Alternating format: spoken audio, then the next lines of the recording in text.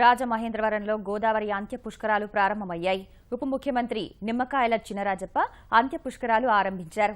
ఆయనతో పాటు MP Murali Mohan, MLA Gorantla Butchaiah Chowdary, mayor Rajani Seshasayi, ఇతర నాయకులు గోదావరిలో పుణ్యస్నానాలు చేశారు. భారీగా తరలివచ్చిన భక్తులు నదిలో స్నానమాచరించి పునీతులవుతున్నారు. గతేడాది జరిగిన పుష్కరాలతో పాటు ఇప్పుడు అంత్య పుష్కరాల్లోనూ స్నానం చేసి నదీమ తల్లికి నమస్సులు తెలిపారు. గోదావరి అంత్య పుష్కరాలకు ఉత్తరాంధ్ర జిల్లాలతో పాటు ఒడిశా నుంచి జనం పెద్ద సంఖ్యలో తరలివస్తున్నారు. కార్యక్రమానికి పూర్తి స్థాయిలో ఏర్పాట్లు చేసినట్టు ఉప ముఖ్యమంత్రి రాజప్ప తెలిపారు. అంతిమ పుష్కరాల ప్రారంభం మరి తూర్పుగోదావరి, పశ్చిమ గోదావరి రెండు జిల్లాలను కూడా అంతిమ పుష్కరాలకి ప్రభుత్వం ఏర్పాట్లన్నీ కూడా పూర్తి చేసుకుంది. ఈరోజు రాజమండ్రిలోని ఊర్లో కానీ ఇటు పట్టణానికి వచ్చినప్పటికీ మరి ఘాట్లన్నీ కూడా మళ్ళీ అంత్య పుష్కరాలకి భక్తులందరూ వస్తారని చెప్పి ఉద్దేశంతో ఏర్పాట్లన్నీ చేసాం. ముఖ్యంగా ఈ పుష్కరాలకైతే ఉత్తరాంధ్ర నుంచి కానీ ఒరిస్సా నుంచి కానీ ఇటు నుంచి బయట నుంచి ఎక్కువ వస్తారు, లోకల్ తక్కువ ఉంటారు.